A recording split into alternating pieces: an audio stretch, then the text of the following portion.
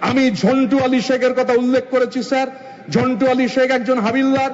নদিয়ার তেহট্টতে ঝন্টু আলী শেখের মরদেহ যখন গেছে তখন গোটা আশেপাশের গ্রাম মানুষ ভেঙে পড়েছেন, হাজার হাজার মানুষ শ্রদ্ধা জানাচ্ছেন। 26 তারিখ এপ্রিল মাসের 2025 শনিবার সবাই ছিলেন।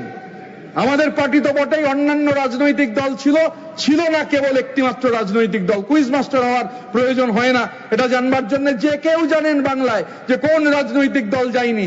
বিজেপির কোন নেতা রাজ্য স্তরের সেদিন যাননি ঝন্টু আলী শেখকে সম্মান জানাতে। এখন হাবিলদার ঝন্টু আলী শেখ স্যার, যে নদিয়া জেলা, এই নদিয়া জেলার পলাশী বলে একটা জায়গা আছে স্যার। 1757 সালে যখন স্বাধীন বাংলার শেষ নবাব সিরাজদৌল্লার পতন হচ্ছে, যখন ইংরেজ বণিকের মানদণ্ড শাসকের রাজদণ্ডে রূপান্তরিত হচ্ছে, সেই সময় মুসলমানের ঘরে জন্মানো স্বাধীন বাংলার শেষ নবাব সিরাজের বিরুদ্ধে যে ষড়যন্ত্র, সেই ষড়যন্ত্র করেছিলেন আরেকজন মুসলমানের ঘরে জন্মানো মির্জাফর। কিন্তু মির্জাফর একা ছিলেন না।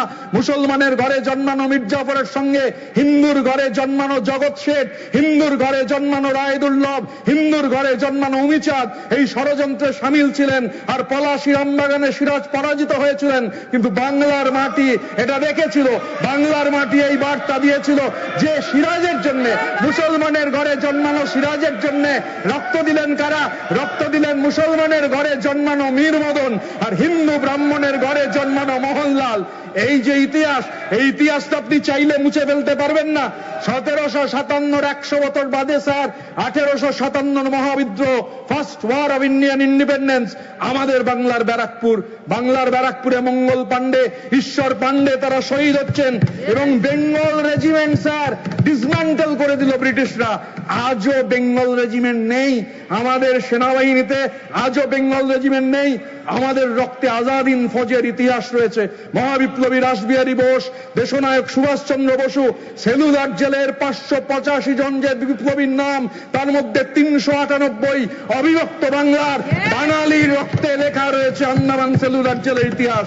আমাদের নেত্রী মমতা বন্দ্যোপাধ্যায় এই ঘটনার পর নির্দেশ দিয়েছিলেন বাংলার পাহাড় থেকে সাগর অব্দি সেনাবাহিনীকে সম্মান জানিয়ে জাতীয় পতাকা নিয়ে মিছিল করতে হবে। আমরা করেছি স্যার। কিন্তু হাবিলদার ঝন্টু আলী শেখের কথা বলছিলাম, আরেকজন হাবিলদারের কথা না বললে স্যার অন্যায় হবে। সেই হাবিলদারের নাম কাজী নজরুল ইসলাম।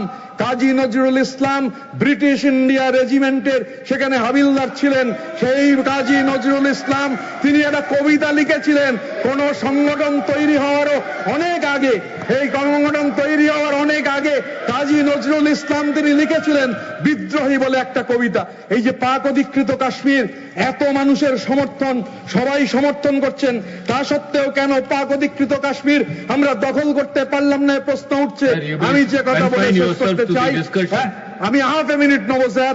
আমি শুধু বলতে চাই কাজী নজরুল ইসলাম লিখেছিলেন ওই কবিতায়, মম বাঁশরীর তানে পাশরি, আমি শ্যামের হাতের বাঁশরি, আমি রুশে উঠে যাবে ছুটি মহাকাশ ছাপিয়া, ভয়ে সপ্ত নরক হাবিয়া দজক নিভে নিভে যায় কাঁপিয়া, আমি বিদ্রোহী বাহী নিখিল অখিল ব্যাপিয়া, আমি পরশুরামের কঠোর কুঠার নিক্ষত্রিয় করিব বিশ্ব, আনিব শান্তি শান্ত উদার, আমি হল বলরাম স্কন্ধে, আমি উপারি ফেলিব অধীন বিশ্ব অবহেলে নবসৃষ্টির মহানন্দে, মহাবিদ্রোহীর অনক্লান্ত আমি সেই দিন হব শান্ত, যাবে অত্যাচারীর খড়গ কৃপান ভীম রণভূমে রণিবে না, অত্যাচারীর খড়গ কৃপান ভীম রণভূমে রণিবে না, আমি সেই দিন হব শান্ত, আমি বিদ্রোহী ভৃগু ভগবান বুকে এঁকে দিই পদচিহ্ন, আমি স্রষ্টা সুদান, আমি শক্তা ভারা খেয়ালি বিধির বক্ষ করিব ভিন্ন, আমি চির বিদ্রোহী বীর, আমি বিশ্ব ছাড়ায় উঠিয়াছি একা